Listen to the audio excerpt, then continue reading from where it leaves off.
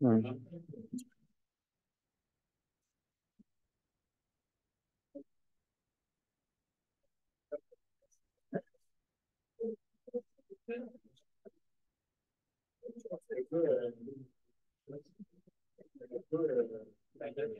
Salut, ouais.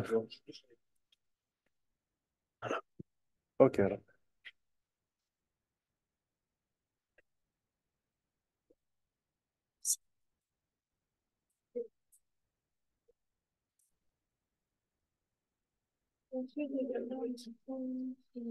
OK, alors, bon après-midi. Pas bon après-midi, bon matin. On n'est pas déjà rendu au groupe de midi? Pas encore. Bon matin. Salut tout le monde. Alors, content de vous retrouver encore une fois cette semaine. On va donner encore un grand coup dans notre sujet 6, l'impôt des sociétés. Donc, ça avance à grands pas. Il nous reste deux cours de contenu essentiellement. Aujourd'hui, on a un gros cours parce qu'il y a des grosses notions. Les plus importantes, là, ils vont être vues possiblement aujourd'hui. Donc, je vous expliquerai. Ben, le déroulement, ça va être avec un cas comme d'habitude, mais je vais juste faire un petit commentaire par rapport à ça tantôt. Donc, on donne un grand coup. Comme je vous dis, dans le sujet 6, on voit des sujets importants comme l'impôt remboursable, tout ça. C'est aujourd'hui qu'on voit ça. Les différents crédits d'impôt aussi. La semaine prochaine, on va terminer un dernier thème du sujet 6 dans lequel on est en ce moment. Puis il y a un mini sujet 7 qui existe aussi, vous le savez, il est matière à l'examen. C'est vraiment une introduction au fonctionnement de la TPS-TVQ. Donc, si vous êtes un fiscaliste, pas un fiscaliste, mais un expert comptable CPA ou quelqu'un en finance, puis que vous allez avoir appris beaucoup de choses sur l'impôt des sociétés, mais il faut toujours bien connaître un petit peu aussi le fonctionnement de la TPS-TVQ. Toujours bien que tu sois capable de dire que c'est quoi le taux de TPS, c'est quoi le taux de TVQ en vigueur au Québec et au Canada. Puis pour les entreprises, ces taxes-là qui sont payées sont aussi récupérées. On va tous voir ça. Donc, un bon résumé d'une heure et demie, c'est la semaine prochaine. C'est notre dernier thème de du cours. C'est bon? Donc, il nous reste 2 semaines de contenu. Ça nous amène ensuite au travail pratique 2, qui va être un gros calcul d'impôt de société, un beau résumé. Puis l'examen final par la suite, où il va y avoir bien sûr beaucoup d'impôts de particuliers à calculer. D'impôts de société, pardon. On ne s'en sort pas. Donc, je vais vous montrer ça dans votre volume pour vous lancer comme il faut.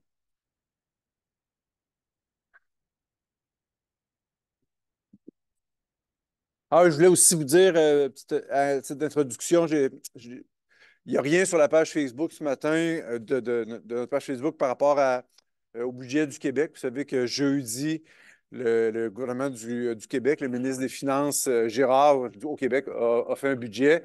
À chaque période de l'année, c'est toujours, à chaque fois que j'enseigne la fiscalité 2, là, on arrive au début du mois de mars comme ça. Puis c'est toujours le cas. Le gouvernement fédéral a publié un budget il y a quelques semaines. Le gouvernement du Québec le fait aussi. Puis c'est le fun parce que je vais chercher vraiment des petites mesures que vous connaissez, que je vous ai déjà enseignées. Là, je vous apprends, par exemple, que la mesure, elle a changé. Je vous montre un crédit d'impôt que vous connaissez très bien. Bien là, ça a été annoncé hier ou jeudi, par exemple. C'était mardi, je pense, le budget que cette mesure-là, elle n'existe plus. Fait que ça ne change rien pour votre cours parce que le livre il est imprimé et on ne change rien à ça. Mais ça montre surtout que c'est vivant, c'est la fiscalité. Hein. Les, les gouvernements, là, au gré des situations économiques, au gré des besoins, au gré des déficits qu'on est en train de vivre au Québec et au Canada, ben, ils prennent des décisions fiscales pour essayer de s'en sortir, pour essayer que ça se passe le mieux possible. Tout ça est lié à l'économie. Dans le fond, la fiscalité, c'est un des bons outils, un des meilleurs outils pour gérer les revenus et dépenses de l'État. Si tu augmentes l'impôt, bien sûr, il y a beaucoup plus de rentrées d'argent pour l'État. Si tu donnes des rabais d'impôt ou des crédits d'impôt pour encourager certains secteurs, tu t'appauvris comme État. Il faut trouver le juste milieu. Bref, tout ça pour dire que je n'ai rien trouvé parce que le budget de Girard, là, il y avait à peu près rien de, il n'y a presque rien là-dedans, à part l'annonce de très gros déficit, puis il n'y a pas de mesure fiscale que vous connaissez que j'aurais pu vous montrer. Donc, c'est ça que j'aurais aimé ça pouvoir le faire. OK, alors. Voyons, je cherche mon. Où es-tu mon livre?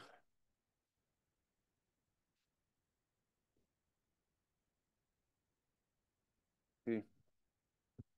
Donc, je vous disais que, ben, là, on a le sujet 5 qui est le calcul du revenu imposable, là. Je vais vous montrer ici. Il va falloir le faire encore aujourd'hui, mais je veux vraiment aller rapidement dans cette partie-là. Je ne vais plus m'attarder à ça. Je ferai le commentaire tantôt, là, mais vous allez voir que je vais un petit peu vous bousculer dans la vitesse où il faut avancer parce qu'il y a beaucoup, beaucoup, beaucoup de choses à faire. Puis, il ne va pas que vous passiez 30 minutes dans la partie verte quand moi, je veux vous faire avancer dans la partie rose parce que j'ai des choses à vous montrer. Tout ce qu'on a vu la semaine prochaine, la semaine passée, on va le refaire de nouveau. Puis, ça prend quand même un certain temps faire la partie verte, faire le début de la partie rose comme vous l'avez fait la semaine passée. Mais moi, je vais vouloir que vous fassiez ça très rapidement parce que j'ai hâte d'arriver. Je dois arriver dans les nouveaux sujets. J'ai des nouvelles explications à vous donner sur les nouveaux sujets. Vous allez voir, là. Donc, on ne s'en sort pas. Il va falloir faire la partie verte, puis après, on fait la partie rose. La partie rose, je vous rappelle qu'elle a 4 composantes. 1, 2, 3, 4. 2.1, 2.2, 2.3, 2.4. De façon imagée, ça donne ça. 1, 2, 3, puis 4 ici. Je peux te donner les réponses tout de suite du cas final. Ça, je ne sais pas les chiffres, là, mais je vais. Aujourd'hui, on va trouver toutes ces 4 chiffres-là. 1, 2, 3 et 4. Je vais t'écrire tantôt les réponses finales pour ces 4 chiffres-là. Il faut tout trouver. OK? Je vous rappelle, quand vous avez terminé votre sujet 6, quand vous avez terminé votre sujet 5, pardon, c'est le revenu imposé. Voyons, je vais juste souligner. Ici. Donc, quand vous avez terminé votre sujet 5, ce qui est rapide, vous avez trouvé ce qu'on appelle le revenu imposable. D'accord? Première étape, ça s'appelle l'impôt de la partie 1. C'est écrit ici. Ça s'appelle l'impôt de la partie 1. D'accord? Ton revenu imposable, tu le sépares en REEA, plus précisément, rappelez-vous, puis en revenu de placement total. Puis là, tu vas passer à travers différentes parties pour trouver ton impôt de la partie 1. L'impôt de la partie 4, on va en parler la semaine prochaine. OK? Je vais vous donner le chiffre cette année, cette semaine, je pense que c'est 4 000 si je ne me trompe pas. On vous le donne tout calculé parce que c'est la semaine prochaine qu'on va le voir. Ce calcul-là, je vais vous montrer le cas tantôt, là, mais 3 000, juste que j'ai les bons chiffres. Donc, le chiffre ici, on vous le donne, c'est 3 000, pas besoin de calcul.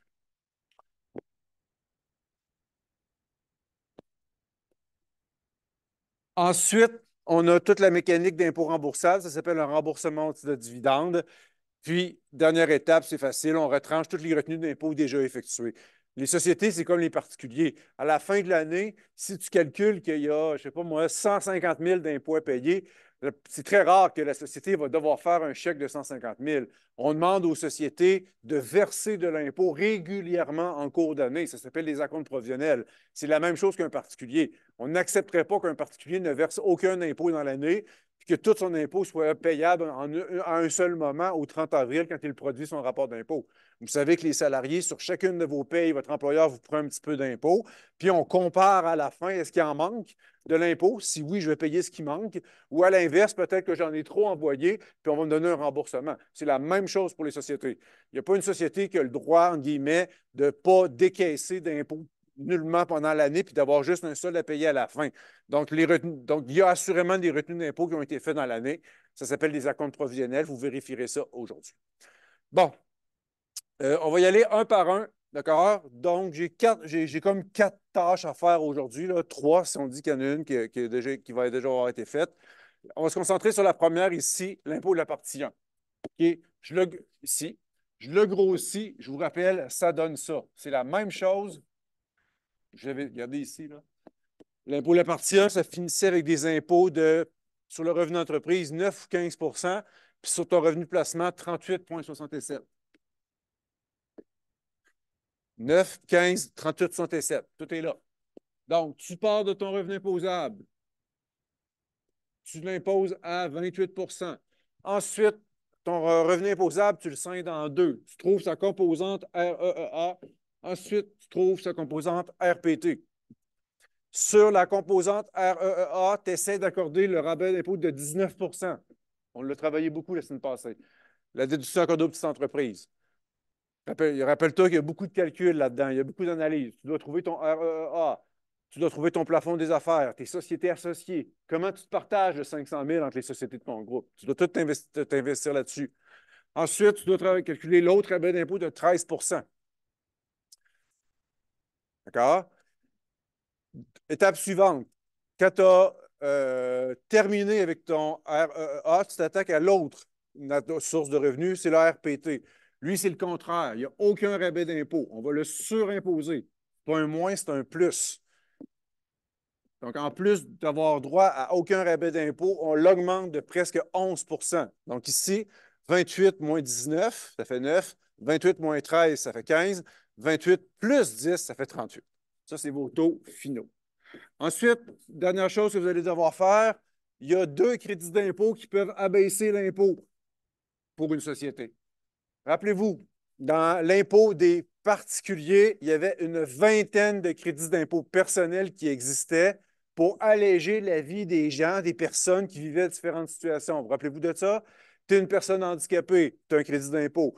Tu as des frais médicaux, tu as un crédit d'impôt. Tu vas à l'école, tu as 2, 3 crédits d'impôt pour ça.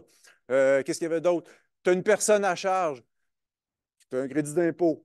Il y avait une vingtaine de situations pour des individus qui existaient, qui donnaient droit à des crédits d'impôt.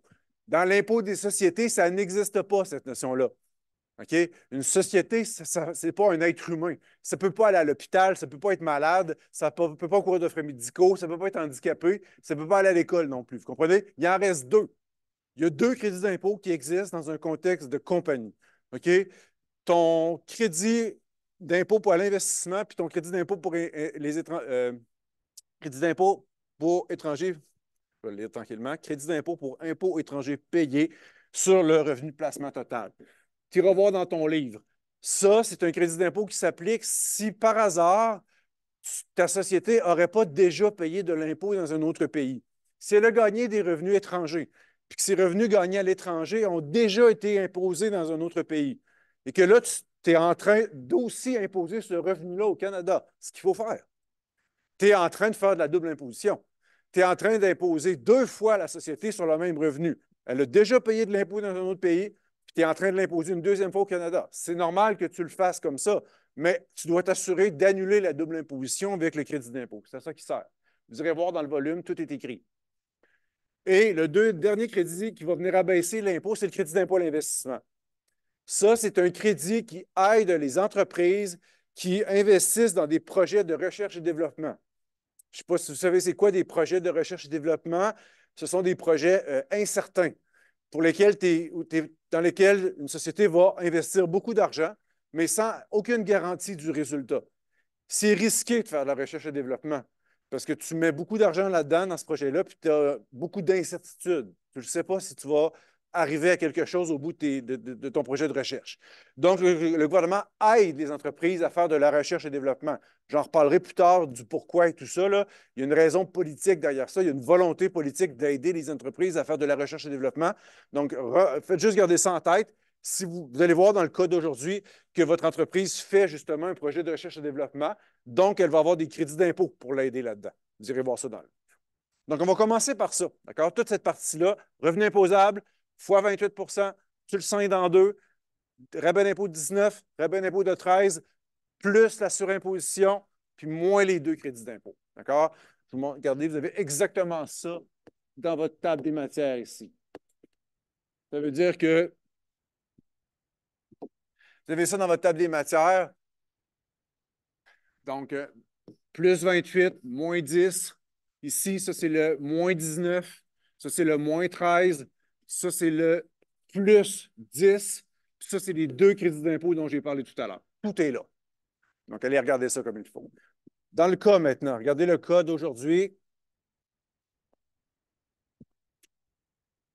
C'est là-dessus, vous allez évidemment, c'est avec les données du cas que vous allez passer à travers toutes ces étapes-là. Vous comprenez? Tout le travail à faire est ici, là, je vous l'ai pas mal résumé. Euh, c'est une société qui s'appelle. Qu'est-ce que ça s'appelle? Frontenac, oui. Frontenac Incorporé, qui fait. Ouais, qui fabrique et transforme des souvenirs au Québec. C'est la même compagnie que l'année passée. OK? Donc, la compagnie, avec tous ces états financiers que vous avez utilisés la semaine passée, c'est la même. D'accord? J'ai fait ça pour que ça aille plus vite. Ça ne te prendra pas trop de temps à comprendre ce qu'elle fait. Tu l'as étudié la semaine passée, la compagnie. OK? Donc, d'ailleurs, vos solutions de la semaine passée, vos fichiers Excel que vous aviez utilisés l'année passée, vos structures, vous pouvez les reprendre cette semaine. Ça va aller vite, là. Ton calcul de REA, tu n'es pas obligé de repartir de zéro. Tu t'es déjà fait une feuille de travail la semaine passée. Pardon de si elle est utile pour toi et qu'elle t'a aidé. Pardon de ça pour gagner du temps là, sur ta structure cette semaine. OK? Donc, c'est exactement la même compagnie. Il y a des petites variantes dans les chiffres, par exemple. Faites attention. C'est pas aussi niaiseux de dire ah, ben, je vais prendre le revenu imposable de la semaine passée, ça va être le même. Non, il y a des petites variantes.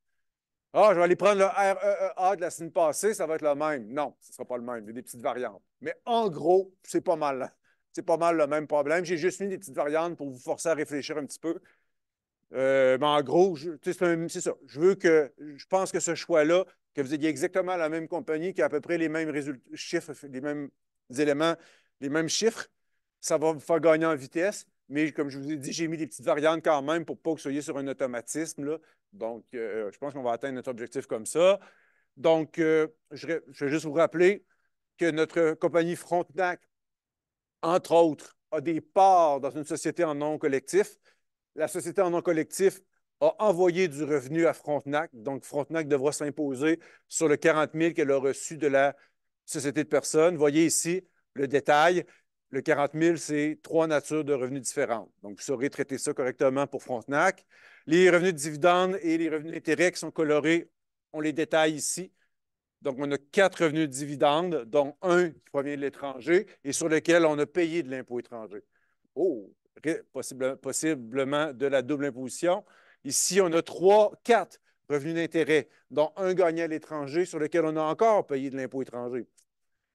Il va falloir éviter la double imposition. Euh, voilà. Puis,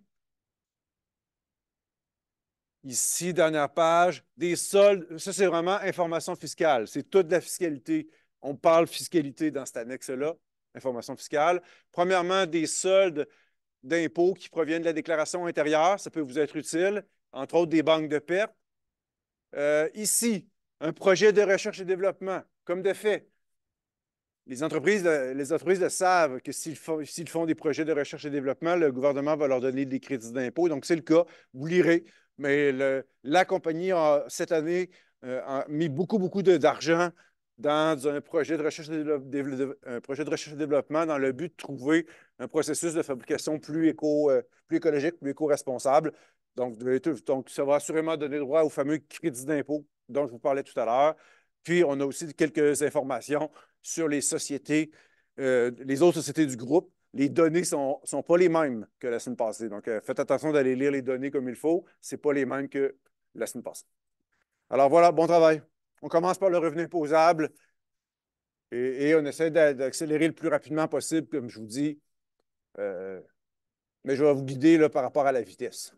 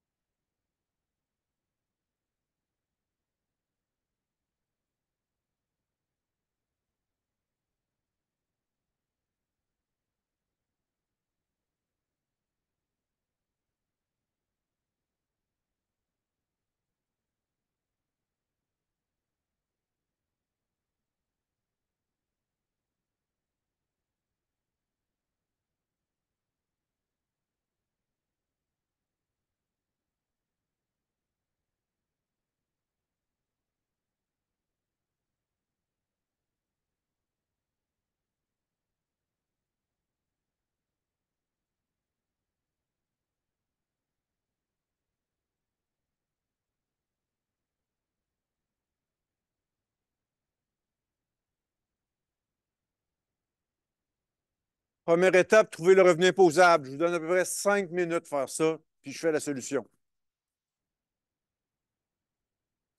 Je vous rappelle que vous partez du revenu fiscal qui est ici. Il y a 3 déductions possibles qui peuvent abaisser votre revenu imposable. On les a pratiquées la semaine passée. C'est à peu près les mêmes que la semaine passée. Il y a une variable, une variante.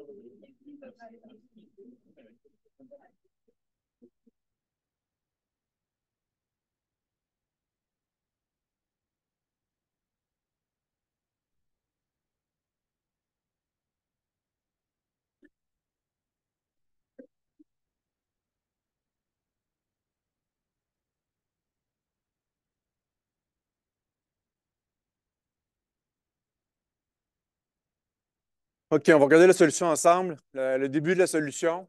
Je demanderai une petite minute d'attention, s'il vous plaît. Une petite minute d'attention, s'il vous plaît. Donc, je réitère ce que je vous ai dit tout à l'heure. Ça va vite. Je sais que ça va vite. Je tiens à le préciser encore une fois, là. Je ne pense pas que vous devriez avoir résolu tout ça dans le temps que je vous ai donné. C'est impossible. Je comprends qu'il y a beaucoup, beaucoup de choses dans peu de temps.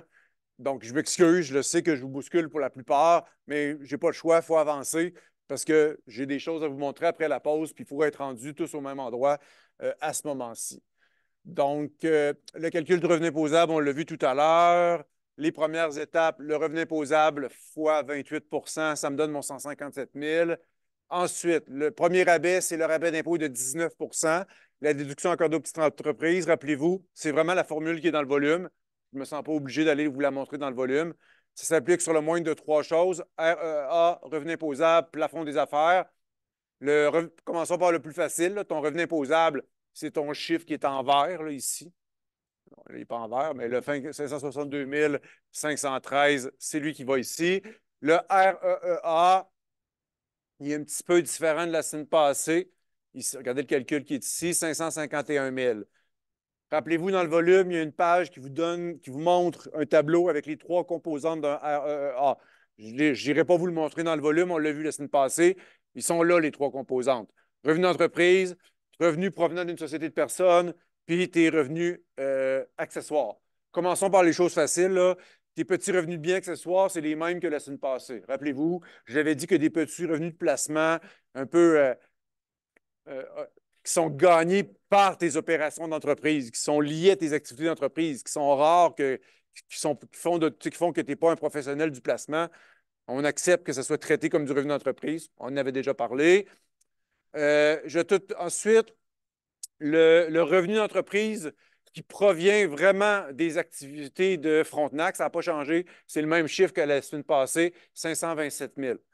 Peut-être la façon facile de le trouver, c'est de dire ici, j'ai l'état des résultats, puis je veux trouver juste les activités qui ont été générées par la fabrication et la vente des souvenirs. Donc, je pourrais prendre ici mon bénéfice brut, moins mes dépenses, donc 8,39, moins ça. Tu vas arriver au revenu d'entreprise généré par tes propres activités. Dit autrement, tu ne prends pas ce bloc-là. Tu prends pas tout ce bloc-là, c'est des revenus de placement ou des revenus provenant d'une société de personnes. Donc, tu vas arriver, si tu fais ça, à ton 527 000. Moi, je l'ai fait de l'autre méthode. Je suis parti du bas. Moi, je suis parti de ce chiffre-là, puis j'ai enlevé tout le bloc qui est ici. J'ai enlevé ça, j'ai enlevé ça, j'ai enlevé ça, j'ai enlevé ça. Ça donne la même chose.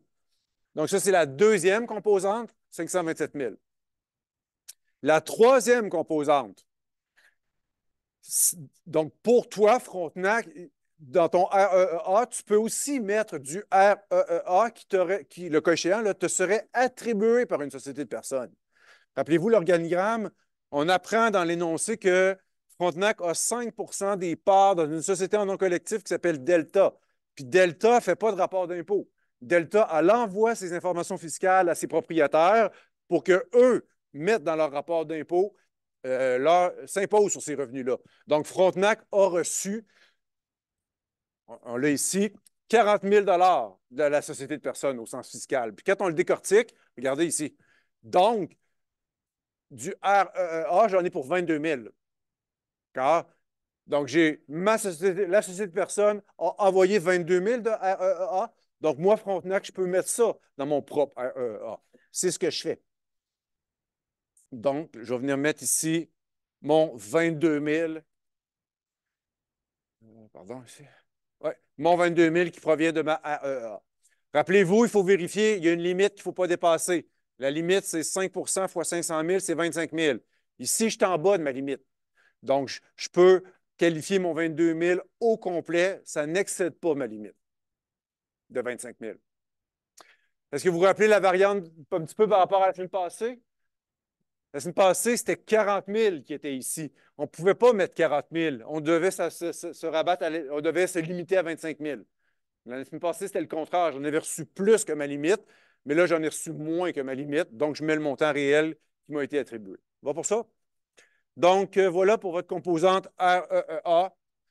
Donc, REEA, revenu imposable, puis le plafond des affaires, rappelez-vous, ça n'a pas changé, là.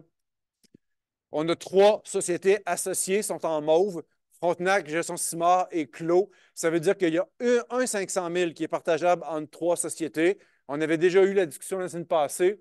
L'idée, c'est de donner du plafond des affaires à une société qui va l'utiliser. Donc, qui a du REEA et qui va pouvoir qui va avoir droit à un rabais d'impôt de 19 Gestion Simard, elle n'a pas de REEA. C'est une société qui fait du placement.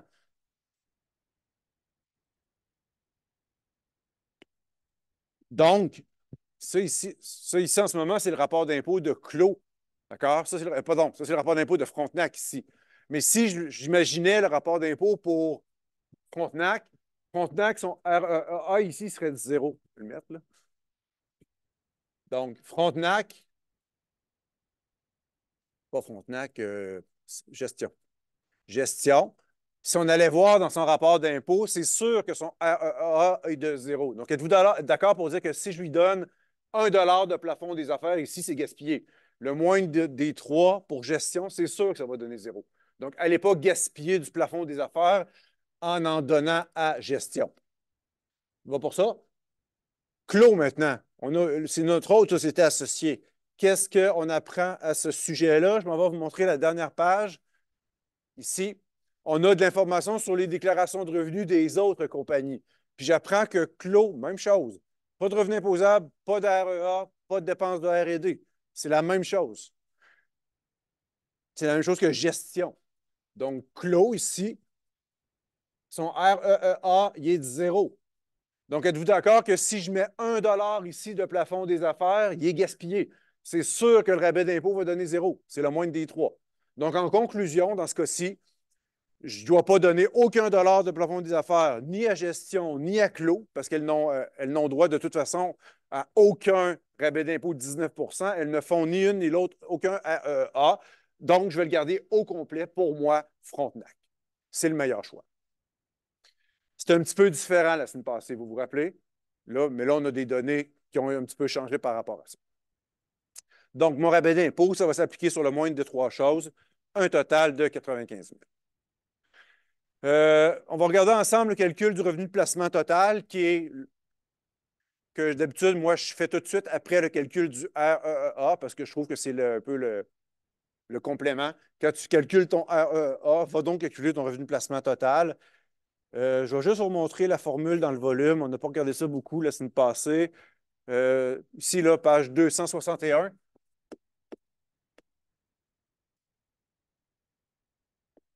Ici. C'est ça les composantes de ton revenu de placement total. En gros, c'est tout ce qui ne va pas dans le REEA. On prend tout le reste. Donc, je vais ramasser premièrement tous mes revenus de biens. Attention, je me mets en rouge. OK? Autre que tes revenus de biens que tu juges accessoires, puis autre que tes revenus de dividendes de SCI. Eux, on ne les prend pas. Les revenus de dividendes de SCI vont être traités à part. Ils ne sont même plus dans mon revenu imposable. Vous les avez enlevés. Puis tes revenus de biens accessoires, tu viens de dire qu'ils étaient dans le REA. Fait que mets-les pas dans ton revenu de placement total. Donc, je prends le reste. Donc, moi, j'ai pris, dans le fond, je vais vous montrer l'énoncé. Ici, dans mes revenus de dividendes, pardon, je vais répéter un petit peu. Ici, dans les revenus de dividendes, on dit qu'il ne faut pas prendre les dividendes provenant de SCI. Les trois premiers, je ne le prends pas. Lui, je le prends. Donc, mon 960, il est dans mon RPT. C'est ça que au niveau de mes revenus d'intérêt, il y en a quatre.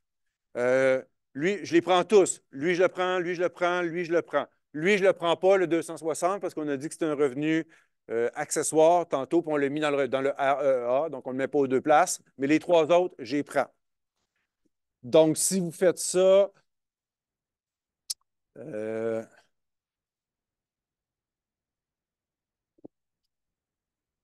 pense que j'ai un petit peu de revenus d'intérêt aussi qui proviennent de la société de personnes. Si je vais voir la bulle, au niveau de ma société de personnes, elle aussi, elle m'a envoyé un petit peu de revenus d'intérêt que je vais prendre. Ici. Donc, elle m'envoie 8 000 $ de revenus d'intérêt. C'est comme si c'était moi qui l'avais fait. On va aussi le mettre dans le revenu de placement total.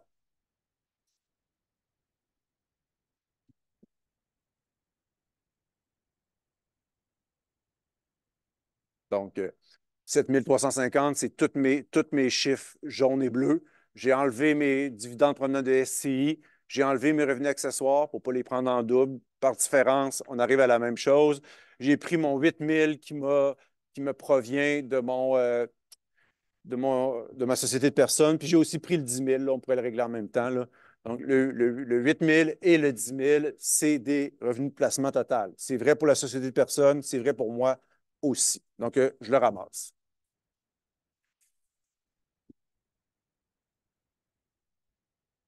Alors, les autres composantes, est-ce que tu as fait du gain capital imposable cette année? Ben, on pourrait dire oui, là, mon 10 000 là, qui provient de la société de personnes, je le mets là.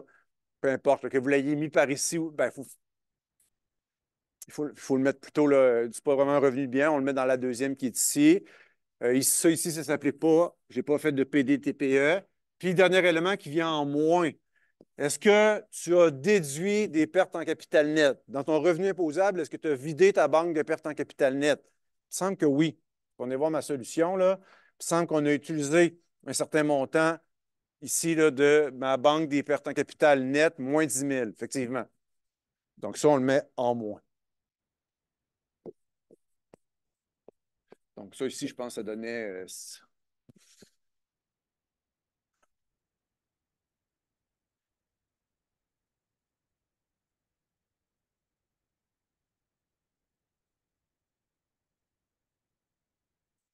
11 460.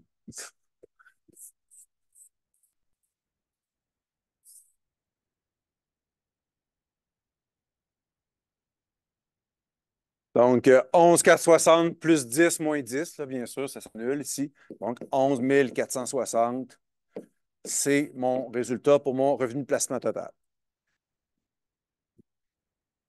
Ici. Euh, je termine en vous montrant.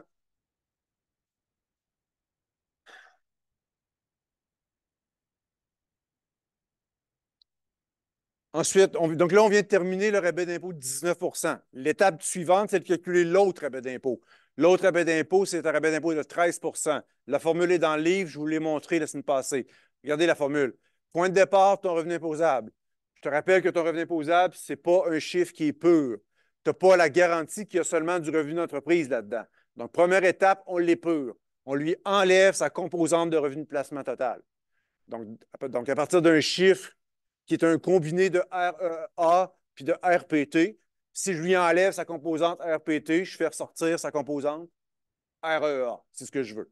Donc on l'épure de son RPT pour faire ressortir la composante REA. Puis deuxième étape, on enlève tout le REA déjà encouragé. Donc, ton rabais de 19 % tantôt qui s'est appliqué, on ne doit pas appliquer le 13 % en plus. Donc, je vais aller voir sur quel chiffre j'ai appliqué mon 19 % ici. Mon 19 %, c'était sur 500 000. Donc, il est déjà encouragé, ce 500 000-là. On ne l'encouragera pas une deuxième fois. Donc, ça fait ressortir, en d'autres mots, le REEA qui n'a pas été encore encouragé. Puis lui, c'est 13 % de rabais. Trois dernières étapes, ou deux plutôt, parce qu'on ne fera pas le crédit pour recherche et développement tout de suite. Maintenant qu'on a traité les rabais d'impôt, rabais d'impôt de 19 rabais d'impôt de 13 l'étape suivante, c'est un peu le contraire, c'est de surimposer le revenu de placement. Donc, autant le REA profite de rabais d'impôt, moins 19, moins 13, autant les revenus de placement ne profitent pas de rabais d'impôt, c'est le contraire, ils sont surimposés. Je ne sais pas si je serais capable de montrer.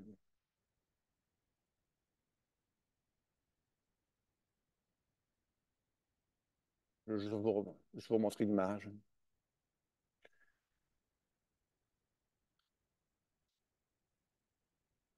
Donc, ici, 28 moins 19, moins 13. Alors que ton RPT, pas de rabais d'impôt, mais plutôt un plus 10,67. D'accord? Donc, faites-moi confiance, je n'irai pas vous montrer la formule dans le volume, c'est exactement, je l'ai reproduite telle quelle. Donc, 10,67 qu'on l'applique sur le plus petit de deux chiffres, soit ton RPT, donc c'est important d'avoir trouvé ton fameux revenu de placement total tout à l'heure, ou la petite formule revenu imposable moins le montant admissible à la DAPE. Donc, ici, c'est clairement le 11 460, le plus petit des trois, sur imposition de 10 %. Donc, un plus 1223 dans le calcul. Regardez, j'insiste, hein, c'est un plus, ça. Ici, là, on a juste des moins. Moins 95, moins 6 000, moins 478, moins 30. Lui, c'est un plus. C'est vraiment, tu augmentes ton impôt à payer lorsque tu as fait du revenu de placement à cause de ça. Donc, un plus 1223. Dernière chose, je vais vous montrer le crédit d'impôt pour les impôts étrangers payés, qui va donner un crédit d'impôt de 478 $.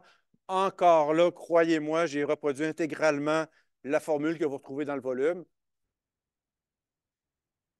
Juste pour vous rappeler qu'est-ce qui se passe là, à date. Je ne sais pas si vous les avez vues, les situations de double imposition, là, mais remarquez que, regardez, ces deux revenus-là là, qui sont en jaune et en vert, ils sont inclus fiscalement dans mon revenu. Donc, à date, là, au Canada, je m'impose sur le 3500 puis le 2760. Puis quand je vais voir le descriptif de ces montants-là, si je commence par les dividendes qui sont en jaune, il y a donc le 3590 qui est ici, il se décompose en quatre dividendes reçus. Un, 2, 3, 4.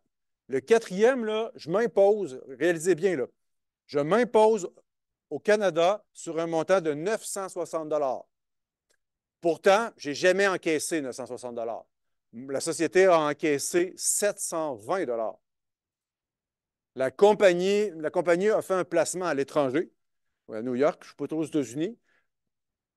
Ce placement-là à l'étranger a été imposé.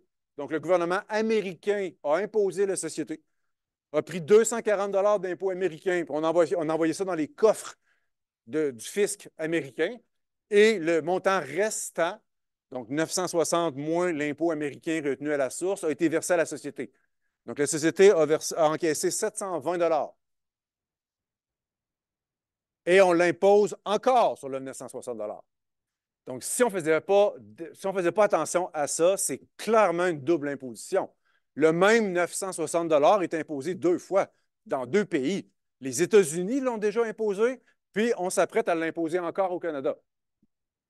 Donc, pour soulager ça, puis pour éviter que la double imposition arrive, ce qui est clairement pas souhaitable, là, tous les grands pays veulent éviter de la double imposition à leurs contribuables, on a un crédit d'impôt qui va annuler ça. On a vécu exactement la même chose sur un revenu d'intérêt. C'est la même logique ici. Ici. J'ai fait un placement en obligation pour la municipalité de Plattsburgh.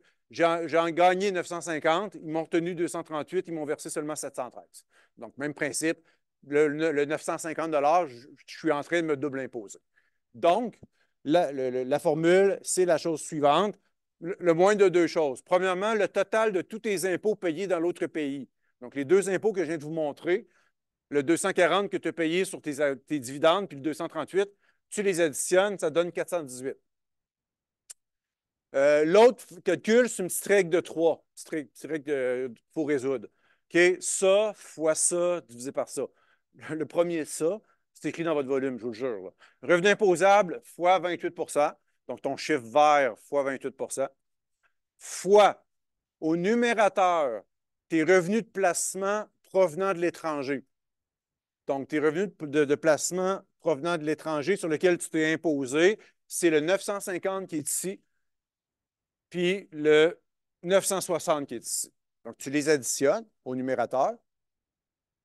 Ça va donner 1910. Puis au dénominateur, c'est ton revenu. Ton revenu, c'est ton chiffre bleu.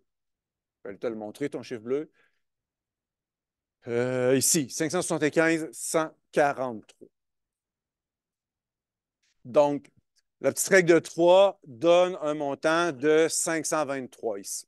Donc, le plus petit entre 400 et 523, c'est 478 qui va être accordé en crédit d'impôt. Je ne sais pas si vous remarquez, c'est quoi ce chiffre-là? C'est ni plus ni moins que les impôts étrangers que tu as payés dans l'autre pays. Donc, tu n'es plus double imposé.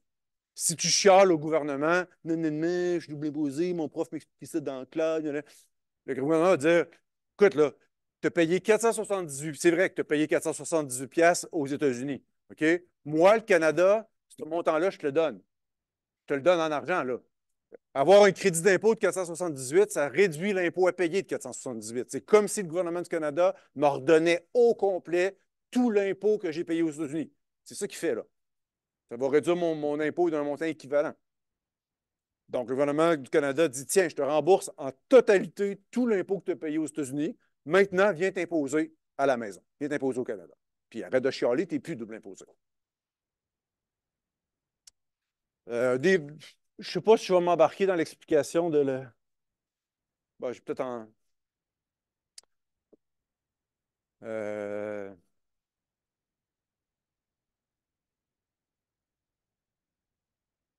Je vais vous montrer juste dans le volume. Je prends. Donc,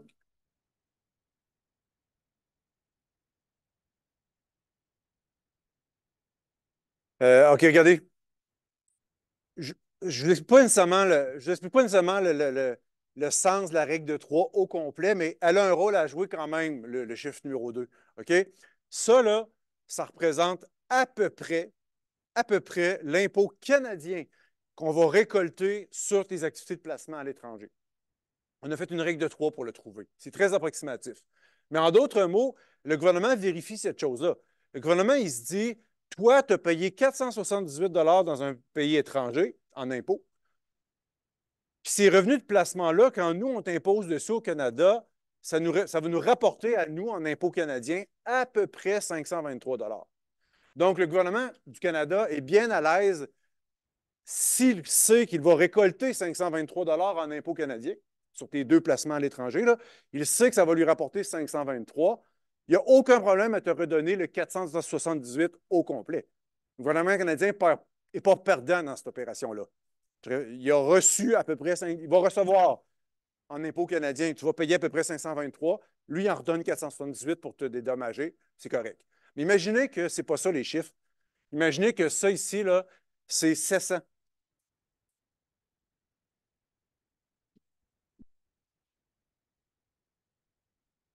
Là, le gouvernement, il n'a pas le même raisonnement. Le gouvernement, il est en train de réaliser que lui, il va récolter 523 d'impôts canadiens sur tes deux placements à l'étranger, puis toi, tu en as payé 700. Pensez-vous que le gouvernement va te donner, va assumer cette perte-là, puis qu'il va te rembourser au complet ton 700 si lui, il va en récolter seulement 523? Non. Dans ce cas-ci, ton crédit d'impôt serait limité à 523. Oui, le gouvernement est prêt à te rembourser tes impôts étrangers, mais jusqu'à concurrence de ce que tu rapportes au Canada. Le message, en d'autres mots, si tu es assez imbécile pour aller faire du placement dans un pays qui coûte plus cher que le Canada en impôts, parce que c'est ça la démonstration, tu as été assez imbécile, en guillemets, pour aller faire du placement où ça te coûte 700$ en impôts étrangers, alors qu'à la maison, ça t'en aurait coûté 523. Assume. Assume la différence. Ce n'est pas l'État qui va aller te rembourser ton 700$ au complet.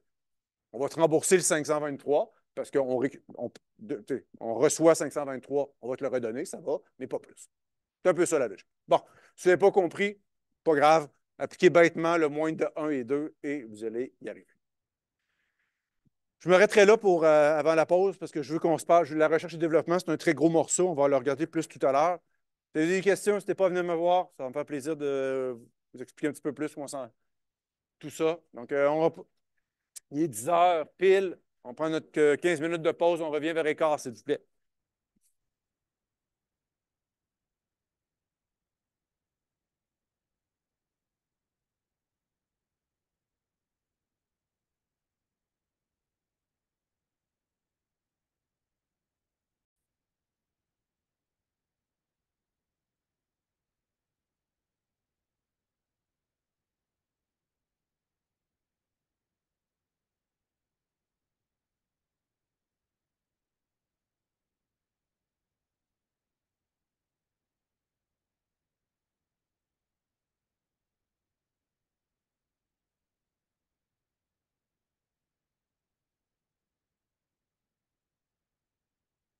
OK, on va regarder la solution finale ensemble, si vous le permettez bien.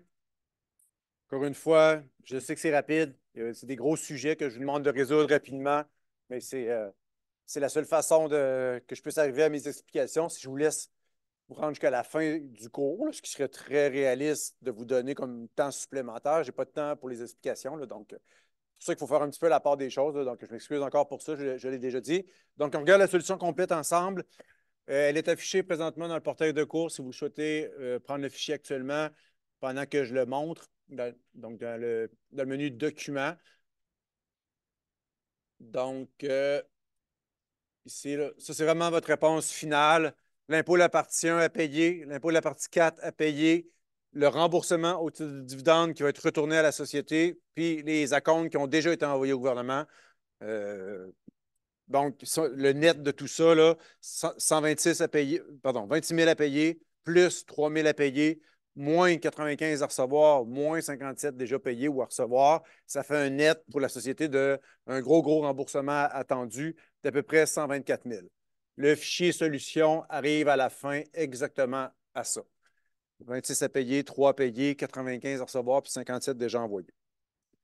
Bon, donc, si je reviens en haut, pour mon impôt de la partie 1, il me reste juste mes dépenses de R&D à vous montrer. C'est le dernier crédit d'impôt qu'il faut regarder ensemble. Ici,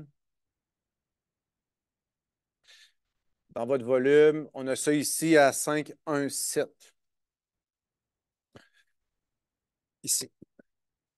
Donc, le gouvernement dit aux entreprises que si une entreprise veut se lancer dans un projet de recherche et développement, il va avoir de l'aide fiscale liée à ça, c'est-à-dire des crédits d'impôt. Un crédit d'impôt qui peut atteindre jusqu'à 35 %. C'est quand même beaucoup, un crédit d'impôt de 35 %. Rapidement, le message du gouvernement, c'est qu'on veut encourager les entreprises à faire de la recherche et développement. Puis sans l'aide du gouvernement, sans les crédits d'impôt, la plupart des entreprises ne feraient pas de recherche et développement. Savez-vous pourquoi? Parce qu'il y a un gros niveau d'incertitude. Par définition, un projet de recherche et développement, c'est un projet dans lequel tu vas investir beaucoup, beaucoup d'argent pour essayer de trouver un nouveau processus, un nouvel ingrédient, une nouvelle façon de faire dans ton entreprise, mais tu n'as aucune garantie que tu vas trouver. Ça se peut que tu t'investisses tout ça pour arriver à aucun résultat. C'est sûr que devant cette incertitude-là, la plupart des entreprises ne feraient pas de recherche et développement. Puis le gouvernement canadien et toute l'économie canadienne en serait grand perdant. Parce que ça ressemble à une économie où personne ne fait de la recherche et développement, une économie où aucune entreprise fait des projets de recherche et développement. C'est une économie qui est quand même assez pauvre. C'est une entreprise, c'est une économie qui va faire de la copie, qui va copier sur les autres, on en connaît des pays dans le monde qui font juste de la copie des autres, là. Donc, si tu veux avoir une économie forte, le gouvernement pense, puis je le pense aussi, qu'il faut des fois que les entreprises prennent des risques pour trouver des nouveaux procédés, devenir des leaders, comme Bombardier qui est devenu leader dans son domaine. Ils en ont fait de la recherche et développement à l'époque, Bombardier, puis ils en ont eu des crédits d'impôt pour les aider là-dedans. C'est un peu ça le message du gouvernement. Donc, regardez ici, il y a deux taux de crédit. Une portion du crédit va être à 35 %, une portion va être à 15 %. D'accord? On additionne les deux. Donc, tu vas prendre toutes tes dépenses de R&D, donc toutes tes dépenses que tu as encourues dans ton projet, le fameux projet ici. Donc, toutes ces dépenses-là que tu as engagées dans ton projet de recherche et développement, le seul qu'il ne faut pas prendre, c'est le 90 000. C'est vraiment les dépenses courantes qui donneront au crédit d'impôt. Acheter une immobilisation, ce n'est pas admissible au crédit d'impôt. Tu pourras l'amortir, ta découpeuse, comme on amortit toutes les immobilisations, mais ça ne sera pas admissible au crédit d'impôt dont on parle. Donc, si j'additionne tous ces chiffres-là, ça me donne cette année des dépenses de recherche et développement ici là, de 87 100, pardon. Donc, je vais juste l'écrire. Bon. Je vais aller dans le fichier Excel, c'est plus. On a exactement les mêmes informations. Ici. Donc, le 35 %, c'est sur le moins de deux. Donc, ton fameux 35 %, le moins de tes dépenses de R&D, 87 100, si on enlève l'achat de la découpeuse, ou la limite des dépenses de 3 millions. Donc, ici, clairement, toutes mes dépenses donnent droit à un crédit d'impôt de 35 %. L'idée, c'est que le crédit d'impôt de 35 %, c'est un méchant beau cadeau. OK? Puis il y a une limite à ce cadeau-là. C'est pas vrai que si tu mets des millions et des millions et des millions en R&D, que ça va être toujours fois 35 %. Il y a une limite, c'est 3 millions. Donc, sur ton premier 3 millions de dépenses, tu as le meilleur taux qui existe, 35 %. Si, par exemple, tu faisais un projet de recherche et développement de 4 millions, tout le monde comprend ce qui se passerait, j'aurais un premier 3 millions de dépenses fois 35 %, puis mon million de trop, de surplus, lui, sera à 15 % de crédit, parce qu'on dépasserait le 3 millions. Ici, je suis clairement pas, il n'y a pas de souci, je suis clairement en bas du 3 millions. Deuxième petite information, qu'est-ce qui arrive, d'après vous, on en avait déjà parlé la semaine passée, qu'est-ce qui arrive quand le gouvernement met des limites comme ça? Puis que certaines entreprises ont peur de dépasser la limite. Certaines entreprises pourraient avoir comme idée de créer d'autres sociétés pour éparpiller un petit peu les activités de recherche et développement dans différentes compagnies pour que chacune ait toujours en bas de 3 millions. Ce serait drôlement avantageux. Donc, pour éviter ça, je suis en train de vous donner un peu le parallèle de ce qu'on a discuté la semaine passée au niveau du rabais d'impôt de 19. Je vous disais que la limite de 500 000, ce n'est pas une limite par société, c'est une limite par groupe de sociétés. C'est la même chose ici. Ta limite de 3 millions, ce n'est pas une par société. C'est une limite pour tout ton groupe de sociétés associées. Ici, on en a trois. Clos, Frontenac, puis Gestion Simard. Trois entreprises associées qui doivent se partager cette unique limite de 3 millions-là. Comment on va faire le partage? Ben, en fonction de qui dans les trois sociétés a fait des projets de recherche et développement. Gestion Frontenac, est-ce qu'elle fait de la recherche et développement? Pas gestion Simard. Une compagnie qui fait juste du placement, rappelez-vous. Clos, allons voir. Ici, regardez. Autre société, revenu imposable, REA, dépenses de R&D, zéro. Clos ne fait aucune dépense de R&D. Donc, c'est un peu ça la logique. Si vous allouez une partie de la limite de 3 millions à Clos, c'est perdu parce qu'elle ne fait aucune recherche et développement. Même chose, si vous envoyez une partie de la limite de 3 millions à gestion, c'est perdu. Elle n'en a pas besoin. Elle n'est pas admissible à ce crédit-là. Donc, on va le garder en totalité dans ce cas-ci. C'est la meilleure chose à faire. Donc, on a notre plein 87 000 à 35 30 485. Donc, mon crédit ici, il donne un montant de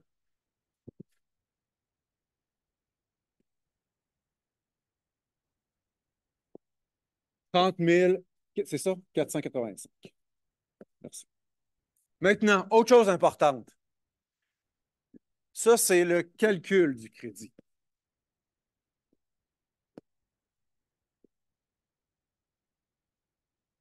Deuxième chose importante, l'utilité du crédit. D'accord? Encore une fois, je trouve le gouvernement sensé. Il va rendre très, très souple l'utilisation de ce crédit d'impôt-là. Pour la simple et bonne raison que souvent, c'est des montants de crédit qui sont très élevés. Imaginez qu'une entreprise. Ça va-tu tes robes, toi? Ouais. Ouais. Puis tout ce que je dis sur la R&D, c'est compris pour toi? Parfait, je te laisse magasiner. Ça, je ne magasinerai pas devant le prof. Ouais. C'est un peu juste un peu. C'est un peu ordinaire comme pour moi, là. Pas de problème, je te pardonne. Alors, ce que je voulais vous dire, c'est que ce crédit d'impôt-là, là, la particularité, c'est que souvent, il est élevé. Une entreprise ça pourrait être facilement 100 000, 150 000 de crédit. Parce qu'il y a des entreprises qui mettent beaucoup, beaucoup d'argent dans le R&D, fois 35 ça monte vite. Si ça donnerait, donc, en conclusion, le gouvernement, ça ne donnerait absolument rien d'être généreux sur un crédit d'impôt s'il n'est pas généreux sur l'utilité du crédit d'impôt. Je m'explique. Normalement, un crédit d'impôt, la seule utilité dans une T2 qu'on est en train de faire ensemble, c'est d'annuler ton impôt. Donc, la seule utilité d'un crédit d'impôt, normalement, c'est de s'appliquer contre ton impôt de la partie 1. Donc, ici. Donc, ton impôt de la partie 1 qui est de 157, moins 95, nanana, ton moins 30, il se place là. Mais si j'en avais beaucoup, beaucoup plus que 30 000, là, ça se pourrait que j'en gaspille. Imaginez si j'avais 150 000 de crédit. Mettons que là, mon crédit ici est à moins 150 000. Juste,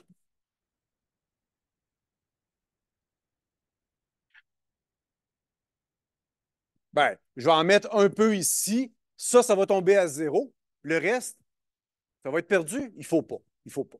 Donc, le gouvernement s'est préparé à ça en te disant, ton crédit d'impôt, là, on va être sûr que tu ne le perds pas. Il y a trois usages que tu dois en faire dans l'ordre. Ce n'est pas toi qui choisis, là. C'est dans l'ordre obligatoire. Premièrement, ce crédit-là, tu vas réduire ton impôt de la partie 1. Tu l'appliques contre ton impôt de la partie 1.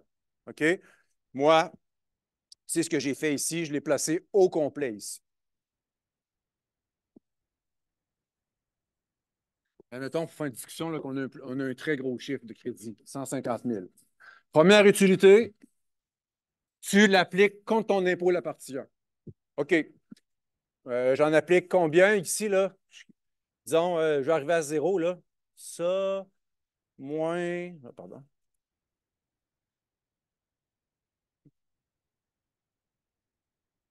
Un quart, moins 26,127. Regardez. Hop. Zéro.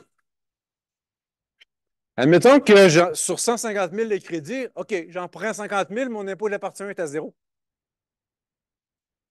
Je fais quoi avec le reste?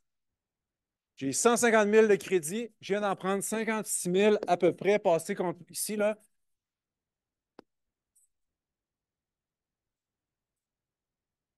Bon, 150 000. J'en ai passé ici à peu près 56 000. Je fais quoi avec le reste? Il en reste 100 000. OK, t'inquiète. Sur ce qui te reste, on va te le rembourser en partie. Donc, il t'en reste à peu près 100 000. Sur le 100 000, il y a une partie qui va être remboursable. Remboursable, ça veut dire que tu vas recevoir un chèque chez vous de la valeur du crédit d'impôt qu'on veut te rembourser. Il y a un calcul complexe derrière ça pour trouver la portion remboursable. Vous n'avez pas besoin de le faire.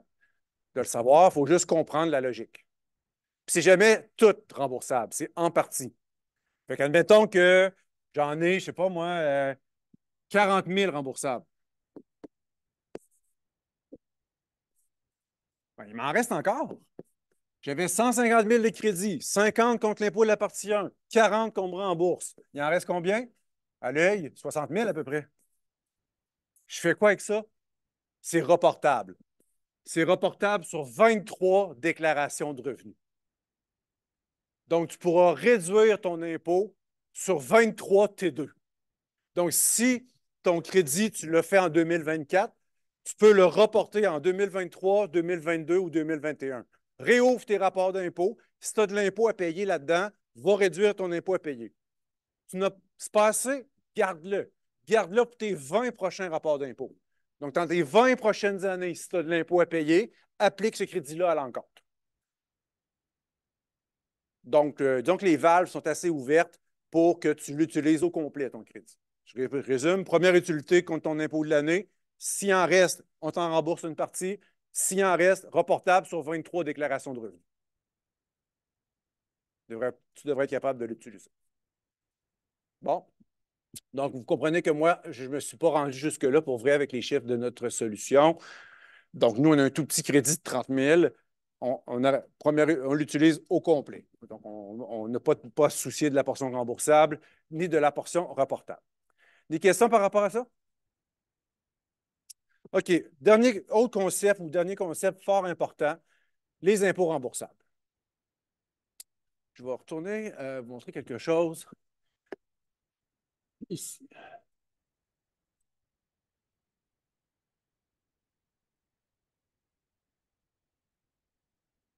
Ici. Ça, je vous rappelle que c'est mon résumé, car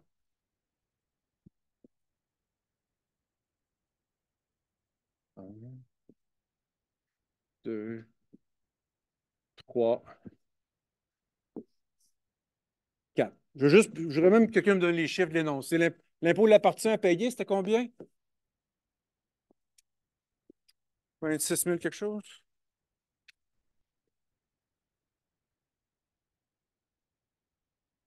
26 126. Merci. 127? Attends. 127. Ça, c'était 3 000, hein? Le remboursement que tu vas recevoir, c'était dans les 95 000 de mémoire? 825? Merci. Puis tes impôts déjà retenus à la source, c'était 50 quelque chose? 57? 500. Merci.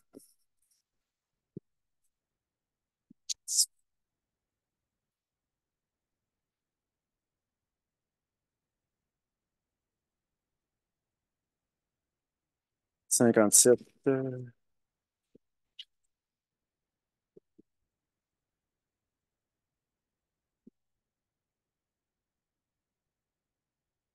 57 500. Merci. OK, je suis correct. Donc, ça, c'est en moins aussi. Hein? Donc, c'est ça mes quatre chiffres finaux. 1, 2, 3, 4. Les signes sont importants. Donc, je résume. À chaque année, une société doit toujours payer deux impôts. Un impôt de la partie 1, un impôt de la partie 4. C'est comme ça à chaque année. Imaginez que c'est deux chèques. Le gouvernement envoie un chèque de 26 au gouvernement, la société Frontenac, 26 000 pour payer son impôt de la partie 1, 3 000 pour payer son impôt de la partie 4. Parce qu'ils ont des rôles différents. L'impôt de la partie 1 a imposé le revenu d'entreprise et les revenus de placement, alors que l'impôt de la partie 4 a imposé les revenus de dividendes provenant de SCI. On ne l'a pas vu, ce calcul-là, mais on comprend que c'est ça son rôle quand même. C'est comme ça à chaque année.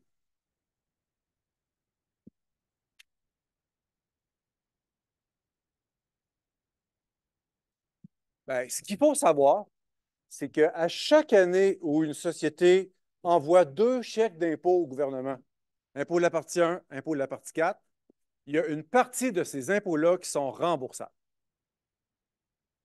Ce ne sont pas des paiements d'impôts finaux.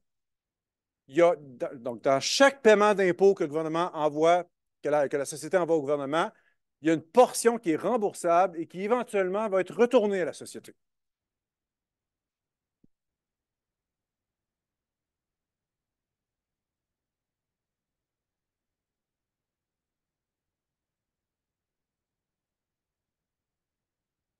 Et c'est comme ça à chaque année. Ça fait longtemps que ma société existe. Frontenac, la T2 qu'on fait cette année, ce n'est pas la première, c'est peut-être la 20e. Donc, à chaque année, ma compagnie a envoyé deux chèques d'impôt. Partie 1, partie 4, il y avait une partie remboursable. L'année suivante, partie 1, partie 4, il y avait une partie remboursable. L'année suivante, partie 1, partie 4, il y avait une partie remboursable. Ça fait 20 ans qu'on fait ça. Donc, le gouvernement doit tenir trace de ça. Ça prend un compte au gouvernement pour tenir compte, pour comptabiliser l'état des impôts remboursables. Sinon, on va s'y perdre. Donc, il y a un compte qui existe au gouvernement qui a un nom très compliqué, l'impôt en main remboursable au titre de dividende. IMRTD, c'est pas important le nom, mais c'est ça. C'est un compte au gouvernement qui sert à comptabiliser tous les impôts temporaires que ma société Frontenac lui a payés au fil des années. Moi, je ne referai pas le calcul de ce compte-là depuis le début. C'est que ce compte-là, il s'est cumulé d'année en année. D'accord? Donc, moi, cette année, mon point de départ, c'est d'aller chercher combien il y a dans ce compte-là. À la fin de l'année passée, là, il y avait combien d'impôts remboursables que j'avais payés au gouvernement dans les 19 dernières années. Ça s'appelle le solde des MRTD à la fin de l'année passée. On a ça dans nos documents ici. Donc, point de départ, je vais aller chercher ce solde-là au 31 décembre 2000W. 112 000. Ça, c'est mon point de départ. Donc, on part avec ça. On a déjà 112 000 d'impôts remboursables qui ont déjà été envoyés au gouvernement. Deuxième information que j'ai besoin de savoir, l'année passée, est-ce que la société avait le droit de se faire rembourser des impôts remboursables à la hauteur de 112 000? Est-ce que l'année passée, elle s'en est fait rembourser effectivement? Ça s'appelle le remboursement, ça s'appelle le RTD, le remboursement au titre de dividende. Donc, allons voir, est-ce que l'année passée, sur le 112 000, la société s'en est fait rembourser? Donc, l'année passée, elle a obtenu 9 000. Donc, on l'enlève. Donc, sur 112 qui étaient remboursables à la société s'en est fait rembourser 9. Il en reste combien à recevoir, grosso modo, là? 103? 103. Ça, c'est à la fin de l'année passée. S'ajoutent à ça les deux nouveaux impôts temporaires que j'ai payés cette année. Je commence par le plus facile, l'impôt de la partie 4. Tout impôt de la partie 4 qu'une société paye est remboursable en entier, à 100 %. Donc, cette année, tu as payé 3 000 d'impôt remboursable. Pardon, cette année, tu as payé 3 000 d'impôt de la partie 4. Le gouvernement prend ce 3 000-là et le met au complet dans ton compte remboursable. Au complet. Donc, le plus 3 000. Donc, la partie 4, c'est remboursable au complet. La partie 1, elle, est-ce qu'elle est remboursable au complet? Non, en partie. Donc, il va falloir calculer la fraction remboursable de l'impôt de la partie 1. Ça s'appelle la FRIP. La fraction remboursable de l'impôt de la partie 1. Ce n'est pas le 26 000 au complet, c'est une fraction du 26 000. OK? Sa fraction, c'est 3 515. Je vais aller vous montrer comment on l'a calculé. Donc, sur 26 000 d'impôt de la partie 1 que tu as envoyé au gouvernement, le gouvernement en prend 3 500 puis il met ça dans ton compte remboursable. Comment j'ai trouvé ça, 3500? C'est dans votre livre. Ça s'appelle la fripe. C'est un calcul technique. Le moindre de trois choses. 30 et 67 de ton revenu de placement total. 30, 67, je ne vous montre pas dans le livre, c'est exactement écrit comme ça. 30, 67 de ton expression revenu imposable moins le montant admissible à la DAPE ou ton impôt de la partie 1 complet. Évidemment, tu ne peux pas te faire rembourser plus que 26 000. Donc, le moins des trois ici donne 3 515.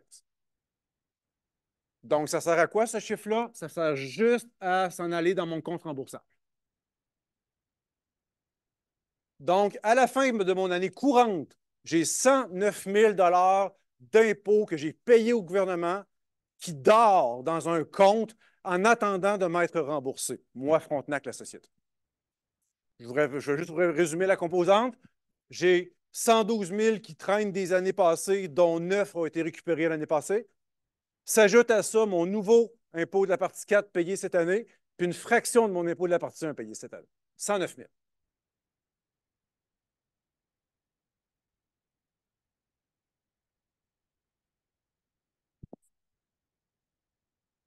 Je vous imagine, jeune CPA en stage ou jeune étudiant en finance en stage dans une entreprise à dire ça à un dirigeant d'entreprise. Hey, mon prof, il m'a montré ça, là, les impôts remboursables, tout ça. Là, puis, monsieur le dirigeant, là, j'ai calculé, j'ai fait des calculs avec mon logiciel, là, puis vous avez un IMRTD de 109 000 à peu près. Puis, il va dire un quoi? Un IMR, c'est quoi ça, un IMRTD? Ben, impôt en main remboursable au titre de dividende. C'est quoi ça? J'ai compris là, que c'est de l'impôt que votre société a payé au fil des ans au gouvernement, qui est mis dans un, qui est mis de côté au gouvernement parce que cet impôt-là, il est remboursable. OK. Moi, je suis le dirigeant de Frontenac, là. OK, le jeune, tu es en train de me dire que ma société, au fil des ans, aurait envoyé 109 000 d'impôts au gouvernement, puis que ce 109 000 $-là, Frontenac pourrait le récupérer, se le faire rembourser. C'est ça que tu me dis? Oui, ça je dis. Tu aurais dû me le dire avant. Parce que moi, là, j'en ai là. Frontenac, là, des liquidités, je suis cassé, j'ai de la misère à tout payer, là. Je suis à côté, à côté, à côté, j'ai pas de liquidité, j'ai pas d'encaisse. Puis tu me dis que j'ai 109 000 de mon argent qui dort au gouvernement puis qui va m'être remboursé éventuellement. Oui. Ben, la question qu'il va te dire, le dirigeant, qu'est-ce que je dois faire? Quel geste une société doit-elle poser pour récupérer ses impôts remboursables? Un geste. Verser un dividende. C'est le seul geste qui permet de récupérer tes impôts remboursables. Une société comme Frontenac, si elle veut récupérer son 109 000 d'impôts remboursables, la seule chose qu'elle doit faire, c'est verser un dividende à ses actionnaires. Et si elle le fait, elle va déclencher un remboursement qu'on appelle le RTD, le remboursement au titre de dividende. Est-ce qu'elle a fait ça cette année, Frontenac? Je vais aller voir son état, son bilan. Ici dans l'avoir, avoir des actionnaires. Oh, dividende. Dividende déclaré et versé, 250 000. Donc, effectivement, elle a rempli la condition en partie, avec, ou même en grande partie, là, avec un versement de 250 000. Donc, dernier calcul, le remboursement au titre de dividende, vous l'avez dans votre volume, c'est le moindre de deux choses. 38 de ton dividende versé, donc 38,33 de ton dividende versé, ou ton solde IMRTD. Donc, ici, je vais me faire rembourser. Ouais, ici. Donc, ici, le moindre des deux, c'est 98 000. Donc, le gouvernement va me rembourser 98 000. En gros, là, c'est pas un pour un. Si tu verses 1 $ de dividende à tes actionnaires, tu ne récupéreras pas 1 $ d'impôt remboursable. C'est 1 pour 38. Si tu verses 1 $ de dividende des actionnaires, tu vas récupérer 38 sous. C'est 1 $ pour 38 sous. Donc, il faut en verser beaucoup. Donc, en versant 250 000, c'est même pas assez. Sur 109 000 récupérables, on en a récupéré 95. Il va en rester, c'est quand même une bonne partie, là, il va en rester à peu près 15 000 dans le compte. Il aurait fallu verser un peu plus de dividendes pour le récupérer en entier. Ça s'appelle le remboursement au titre de dividende.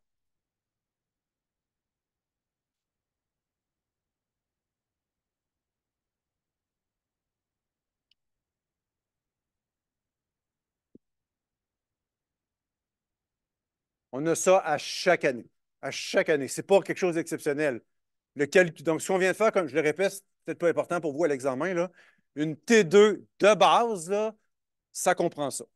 Une grosse T2 de base, il y a tout le temps une partie 1 à payer, une partie 4 à payer, calculer l'état du compte DMR-TD avec les deux nouvelles composantes, puis aller calculer le remboursement qui revient à la société suite au versement du dividende. C'est tout dans toutes les T2. Ça va être dans le TP2, puis ça va être dans l'examen final aussi. Donc, il faut que tu maîtrises ce calcul-là.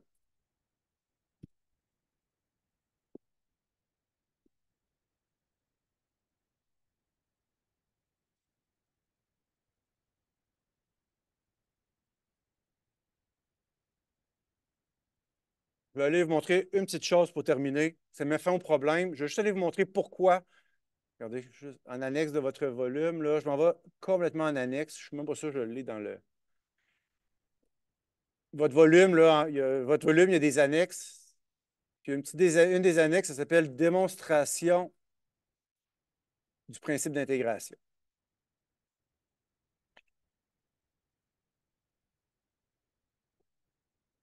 Ici. Je pense que la première annexe de tout dans votre volume, je pense qu'il n'y a même plus de numéro de page.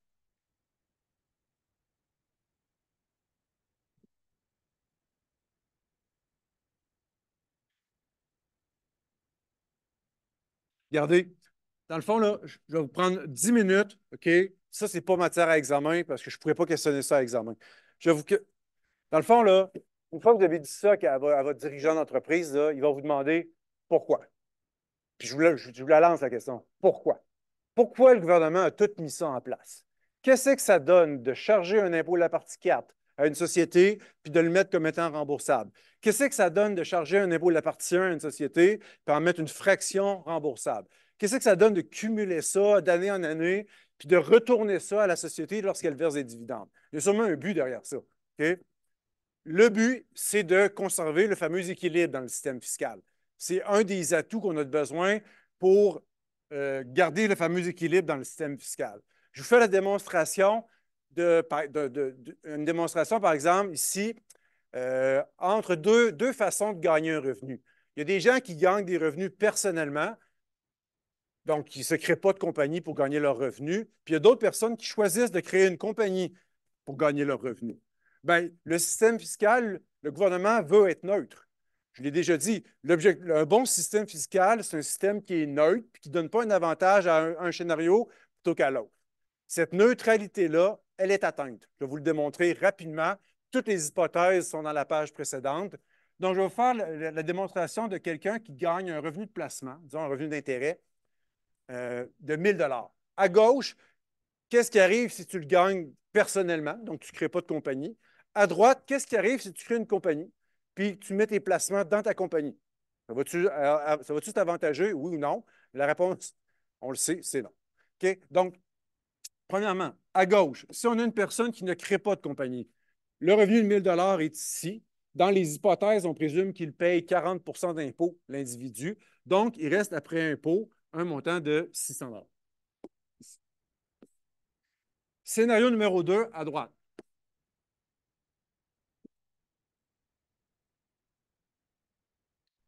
Euh, Là, on a décidé de créer une compagnie ici. D'accord? Et les placements sont dans la compagnie. Donc, ce n'est pas l'individu qui va gagner le revenu de placement, c'est la compagnie, une T2 comme Frontenac qu'on fait en ce moment. Donc, le revenu de 1 000 $, il va tomber dans la T2 et non pas dans la T1 de l'individu.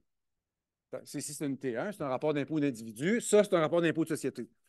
Dans les hypothèses, on présume que les sociétés payent 15 d'impôt. OK?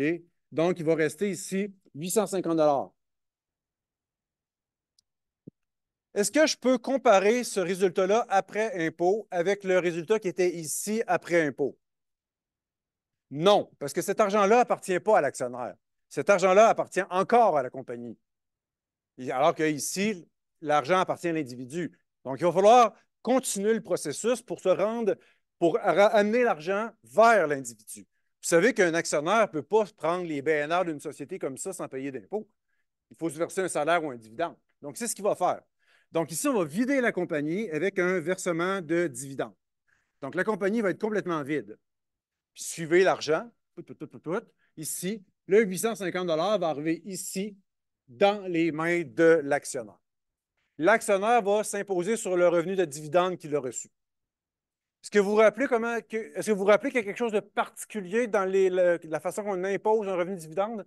Quand on est un individu, majoration, crédit d'impôt pour dividende, hein? C'est ça qu'on va appliquer ici. Donc, on va appliquer la majoration, on va imposer sur 1000, le crédit d'impôt de 150 ça va donner 250 d'impôt. Donc, 850 moins 250,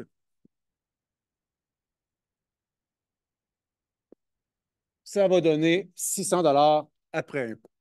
Pareil qu'ici. Donc, en résumé, si je choisis la détention sans compagnie, il me reste 600 pièces après impôt sur mes revenus de placement, alors que si je choisis plutôt de mettre une compagnie qui, elle, fait les revenus, elle paye ses impôts, me verse le reste en dividende, je paye mes impôts sur mon dividende, après, il va me rester le même argent. Je vous jure que ça marche. Vous allez me dire, c'est arrangé avec le gars des vues. Non, ça marche. Ça marche, puis il faut que ça marche. Le gouvernement, c'est précieux, cet équilibre-là. Qu'est-ce que ça ferait s'il y avait une démonstration qu'il n'y a pas d'équilibre? Si tout le monde savait que c'est plus avantageux de gagner des revenus de placement avec une compagnie, qu'est-ce que le monde ferait au Canada? Tout le monde créerait des compagnies pour mettre leur placement dedans. On ne veut pas ça. Économiquement, on veut que dans notre environnement juridique, qu'il y ait de tout. Des gens qui ont des compagnies, des gens qui n'ont pas de compagnie. Puis le gouvernement s'oblige à être neutre, puis être égal avec, de ne pas donner d'avantage à un plutôt qu'à l'autre. Bon, là, j'arrive au point important. Pour que ça marche, ce système-là, on a un petit problème ici. Là. Laissez-moi juste revenir en arrière. La compagnie fait 1000 $. La compagnie paye 15 d'impôt. Okay? Il reste à la compagnie ici 850. Le problème, c'est que l'actionnaire pourrait arrêter ici. L'actionnaire pourrait dire, moi, je ne le verse pas, le dividende. Puis je le comprends parce que tant qu'il ne complète pas le processus, il y a un petit avantage ici. Il reste 850 plutôt que 600. Donc, des actionnaires qui n'ont pas besoin de leur argent tout de suite auraient avantage à ne pas verser de dividende parce qu'il va toujours bien rester plus d'argent dans la compagnie qu'après le versement du dividende. Le versement du dividende, la dernière étape, ça fait juste déclencher un impôt de plus. Donc, il y a bien des actionnaires qui, je répète, n'auraient pas besoin d'argent tout de suite, vont dire, ben moi, je la laisse là, mon argent dans la compagnie. Puis ça va me faire plus d'argent pour faire d'autres placements. C'est vrai. Il y a un petit avantage là pour eux. Donc, le gouvernement s'est dit, il faut résoudre ça. Il faudrait trouver un moyen, un mécanisme qui forcerait les sociétés à chaque année à se vider de leur contenu et à verser des dividendes vers leurs actionnaires. C'est ça que le gouvernement s'est dit. Il faut que je trouve un outil, un mécanisme pour forcer les compagnies à chaque année à verser des dividendes vers leurs actionnaires. Parce que je veux justement pas qu'elles profitent de ce petit avantage-là ici. Qu'est-ce qu'il a décidé de mettre en place? L'impôt remboursable. C'est ça la réponse. Le gouvernement a dit, j'ai trouvé. Je vais charger un surplus d'impôts aux sociétés. Je vais leur charger un impôt de la partie 4 qui est entièrement remboursable. Je vais leur charger un impôt de la partie 1 trop élevé, sachant qu'il y a une partie qui est remboursable. Puis je vais tout mettre ça dans un compte remboursable et je vais dire aux compagnies, tu veux récupérer tes impôts remboursables? C'est quoi la condition? Verse un dividende à ton actionnaire. Donc, c'est ça le but. On veut forcer les compagnies à chaque année à verser des dividendes à leurs actionnaires pour que tous les impôts se payent et qu'on atteigne l'équilibre. S'il n'y avait pas de compte des MRTD, il n'y aurait pas de pression pour les sociétés à verser des dividendes, puis on aurait un petit avantage. Ici, on verrait beaucoup de sociétés qui gardent les liquidités parce que temporairement, c'est avantageux. C'est à ça que ça sert le compte d'impôt en remboursable. Donc, forcer à chaque année les sociétés à verser des dividendes. En contrepartie, on leur redonne leurs impôts temporaires. C'est assez, ça marche. Hein? C'est un bon incitatif, je trouve. Voilà. Dommage, je ne demanderai jamais de m'expliquer ça à l'examen. C'est que peut-être que si un client vous demande Je ne souhaite pas qu'il vous demande ça, mais qu'il vous demande pourquoi tout ça. Ce sera un début d'explication. Allez, merci beaucoup pour votre attention. 10 minutes, on a des défi caout, puis on s'en va dîner.